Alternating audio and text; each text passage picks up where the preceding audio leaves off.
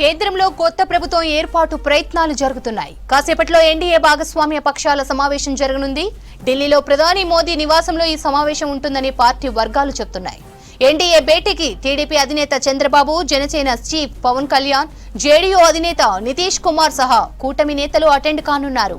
ఇప్పటికే ఈ నేతలు ఢిల్లీకి చేరుకున్నారు. ప్రభుత్వ ఏర్పాటుపై ఎన్డీఏ పక్ష నేతలతో మాట్లాడనున్నారు మోదీ, నడ్డా, అమిత్ షా. ఇక జూన్ 8న కొత్త ప్రభుత్వం కొలువుదీరనున్నట్లు తెలుస్తోంది. మరిన్ని డీటెయిల్స్ ఢిల్లీ నుంచి మదార్ అందిస్తారు. మదార్, మోదీ అధ్యక్షతన జరగనున్న ఎన్డీఏ కూటమి మీటింగ్ అప్డేట్స్ ఏంటి? 4 గంటలకి క్రూషియల్ భేటీ ప్రధాని మోడీ నివాసంలో జరుగుతుంది. ఈ భేటీకి బీజేపీ అగ్రనాయకులు జేపీ నడ్డా, అమిత్ షా, అలాగే ప్రధాని వీటితో పాటు కూటమికి సంబంధించిన కీలక నేతలు చంద్రబాబు నాయుడు టీడీపీ నుంచి, జనసేన నుంచి పవన్ కళ్యాణ్, అలాగే జేడీయూ నుంచి నితీష్ కుమార్తో పాటు ఎన్డీఏ భాగస్వామ్య పక్షాలుగా ఉన్నటువంటి మరికొన్ని పార్టీలకు సంబంధించిన కీలక నేతలు ఈ సమావేశంలో పాల్గొనబోతున్నారు. ముఖ్యంగా ప్రభుత్వ ఏర్పాటు పైన ప్రధానంగా చర్చ జరగబోతుంది. ఇప్పటికే మ్యాజిక్ ఫిగర్కి బీజేపీ తక్కువగా ఉండడంతో ఎన్డీఏ భాగస్వామ్య పక్షాల అవసరం అనేది కూడా పడింది. ఎన్డీఏ ఓవరాల్గా 293 అబ్సల్యూట్ మెజారిటీ కంటే మ్యాజిక్ ఫిగర్ కంటే ఆల్మోస్ట్ ఒక 11 స్థానాలు ఎక్కువగా ఉన్నాయి వీరికి. కాబట్టి ఎన్డీఏ కూటమికి సంబంధించిన కీలక పార్టీల తోటి ప్రభుత్వాన్ని ఏర్పాటు చేసేటువంటి అవకాశం ఉంటుంది. అయితే దాంట్లో ఉన్న నేతలతోటి ఈ సమావేశం ప్రాధాన్యత సంతరించుకుంది. దాంట్లో ముఖ్యంగా ఈ ముగ్గురు పాత్ర అనేది కూడా చాలా కీలకము. బీజేపీ తర్వాత కూటమిలో ఉన్నటువంటి పార్టీలకు సంబంధించి ఈ 3 పార్టీలకే చాలా ఎక్కువ సీట్లు వచ్చాయి. శివసేనకు సంబంధించి షిండే వర్గానికి తర్వాత కొంత ఎక్కువ సీట్లు వచ్చినటువంటి పరిస్థితి. కాబట్టి ఈ ముగ్గురు నేతలు కింగ్ మేకర్గా మారబోతున్నారు. నితీష్ కుమార్ పార్టీకి సంబంధించి జేడీయూ 12 సీట్లు బీహార్లో గెలుచుకుంది. ఆంధ్రప్రదేశ్లో టీడీపీ సొంతంగానే 16 సీట్లు సాధించింది. జనసేన 2 సీట్లు ఉన్నాయి. శివసేన వర్గానికి సంబంధించి షిండే వర్గానికి సంబంధించి ఒక 6 సీట్లు మహారాష్ట్రలో గెలిచింది.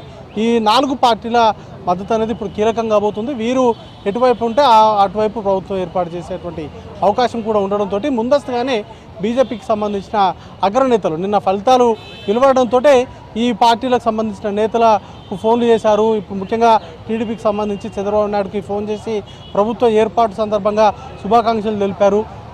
వారికి సంబంధించినటువంటి అండర్లోనే ఉండేలాగా ముందస్తుగానే చర్యలు ప్రారంభించారు. దానిలో భాగంగానే ప్రధాని నరేంద్ర మోడీ కావచ్చు, అమిత్ షా లాంటి నాయకులు నేరుగా చంద్రబాబు నాయుడుకు ఫోన్ చేసి మాట్లాడారు. ఇక ఈరోజు జరిగేటువంటి సమావేశానికి రావాల్సిందిగా ఆహ్వానించారు. కొద్దిసేపటి క్రితమే చంద్రబాబు నాయుడు ఢిల్లీ చేరుకున్నారు, పవన్ కళ్యాణ్ చేరుకున్నారు, అలాగే నితీష్ కుమార్ కూడా ఢిల్లీకి వచ్చారు. ఈ ముగ్గురు కూడా 4 గంటలకు జరిగేటువంటి ఈ సమావేశంలో పాల్గొనబోతున్నారు. ప్రభుత్వ ఏర్పాటు, ఎన్నికలకు సంబంధించినటువంటి ఫలితాలపైన సమీక్ష అనేది కూడా నిర్వహించుకొని భవిష్యత్తు కార్యాచరణకు సంబంధించి ముఖ్యంగా ప్రభుత్వ ఏర్పాటులో ఎవరి పాత్ర ఏ విధంగా ఉండాలనే దానిపైన ఈరోజు జరిగేటువంటి ఈ సమావేశంలో చర్చిస్తారు. ఇప్పటికే 8వ తారీఖున ప్రధాని నరేంద్ర మోడీ 3వసారి ప్రమాణ స్వీకారం చేస్తారు. 8వ తారీఖు సాయంత్రం అందుకు సంబంధించిన ఏర్పాట్లు రాష్ట్రపతి భవన్లో చురుగ్గా సాగుతున్నట్టుగా సమాచారం అంతా ఉంది. కొద్దిసేపటి క్రితమే రాష్ట్రపతిని కలిసి ప్రధాని నరేంద్ర మోడీ తన రాజీనామా పత్రాన్ని సమర్పించడము, దానికి రాష్ట్రపతి ఆమోదం తెలపడము, ఆపద్ధర్మ ప్రధానిగా ఉండాల్సిందిగా ప్రధానిని కోరడం జరిగింది. ఈరోజు ఉదయం కూడా ఒక చివరి క్యాబినెట్ సమావేశాన్ని నిర్వహించి ఆ క్యాబినెట్లోనే రాజీనామాకు సంబంధించిన నిర్ణయాలు అనేది కూడా తీసుకున్నారు. కొత్త ప్రభుత్వ ఏర్పాటుకి ఇదంతా కూడా ఒక ప్రొసీజరల్ జరుగుతూ ఉంటుంది. దానిలో భాగంగానే ఈరోజు రాజీనామా అనేది కూడా సమర్పించారు. ఇక ప్రభుత్వ ఏర్పాటుకు సంబంధించి ఎన్డీఏ పక్షాలకు సంబంధించిన నేతలతో భేటీ ఇప్పుడు క్రూషియల్ రోల్ అనేది కూడా ప్లే చేయబోతూ ఉంది. ఇప్పుడు ఈ 3 పార్టీలు ఎట్లా ఉండబోతుంది, ఎలాంటి అంశాలను బీజేపీ ముందు పెట్టబోతున్నాయి, దానికి బీజేపీ నుంచి ఎలాంటి సమాధానం రాబోతుంది, దాని మీద ప్రభుత్వ ఏర్పాటుకు సంబంధించినటువంటి అంశాలు అనేది కూడా ముడిపడి ఉంటాయి. కానీ ఎన్నికల్లో బీజేపీకి సంబంధించి బీహార్లో నితీష్ కుమార్తో కలిసి పోటీ చేశారు. అక్కడ అబ్సల్యూట్గా ఎన్డీఏ కూటమికి ఎక్కువ సీట్లు అనేది కూడా వచ్చింది.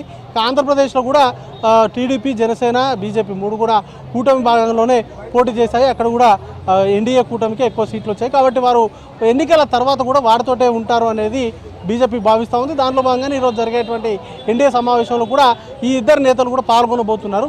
కాబట్టి ప్రభుత్వ ఏర్పాటు అనేది లాంఛన ప్రాయమే. 8వ తారీఖున ప్రభుత్వ ఏర్పాటుకు సంబంధించి ఎలాంటి ఇబ్బందులు అయితే ఉండవని బీజేపీ నాయకులు బలంగా చెప్తున్నారు.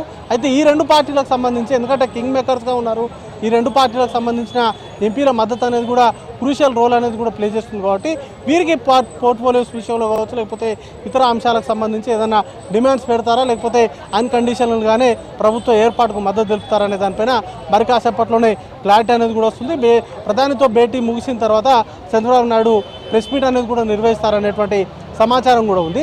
మరొక వైపు 7వ తారీఖున ఎన్డీఏ పక్షాల భేటీ మరోసారి నిర్వహించబోతున్నారు. ఆ రోజు ఎన్డీఏ పక్ష నేతగా ప్రధాని మోడీని ఎన్నుకొని బీజేపీ పక్ష నేతగా కూడా మోడీని ఎన్నుకున్న తర్వాత ప్రభుత్వ ఏర్పాటుకు ఆహ్వానించాల్సిందిగా రాష్ట్రపతిని కలిసి ఈ మద్దతుకు సంబంధించినటువంటి ఎంపీల మద్దతుకు సంబంధించినటువంటి లేఖలను రాష్ట్రపతికి అందజేస్తారు. ఆ తర్వాత ప్రభుత్వ ఏర్పాటుకు వారు ఆహ్వానిస్తారు అనేది ప్రధానంగా బీజేపీ వర్గాల్లో చర్చ నడుస్తోంది. 7వ తారీఖున 2 మీటింగ్స్ అనేది బీజేపీ పక్ష సమావేశము అలాగే ఎన్డీఏ పక్ష సమావేశాన్ని నిర్వహించి అదే రోజు ఎన్డీఏ పక్ష నేతగా ప్రధాని మోడీని ఎన్నుకుంటారు. దానిలోపు ప్రిపరేషన్కి సంబంధించి ఈరోజు జరగబోయేటువంటి మీటింగ్కి సంబంధించి కీలకమైనటువంటి నిర్ణయాలు అనేది కూడా తీసుకునేటువంటి అవకాశం ఉన్నట్టుగా పార్టీ వర్గాలు చెప్తా ఉన్నాయి. మరి కాసేపట్లోనే అంటే 4 గంటలకు లోక్ కళ్యాణ్ మార్గ్లో ఉన్నటువంటి ప్రధానమంత్రి నివాసంలోనే ఈ సమావేశం ఉండబోతుంది. దానికి ఈ 3 కీలక నేతల హాజరు, వారికి సంబంధించినటువంటి పార్టీకి సంబంధించిన ప్రభుత్వ ఏర్పాటు పరంగా తీసుకోవాల్సినటువంటి చర్యలపైన బీజేపీ అగ్రనాయకత్వంతో ఈ 3 నేతలు కూడా చర్చించబోతున్నారు. ఆ తర్వాత తుది నిర్ణయం అనేది కూడా ప్రకటిస్తారు. ప్రభుత్వంలో పార్టీల రోల్ ఏ విధంగా ఉండబోతుంది అనే దానిపైన సాయంత్రం 6 గంటల తర్వాత ఒక క్లారిటీ అయితే వచ్చేటువంటి అవకాశం ఉంది. Sravanthi. Right mother, thanks for the updates.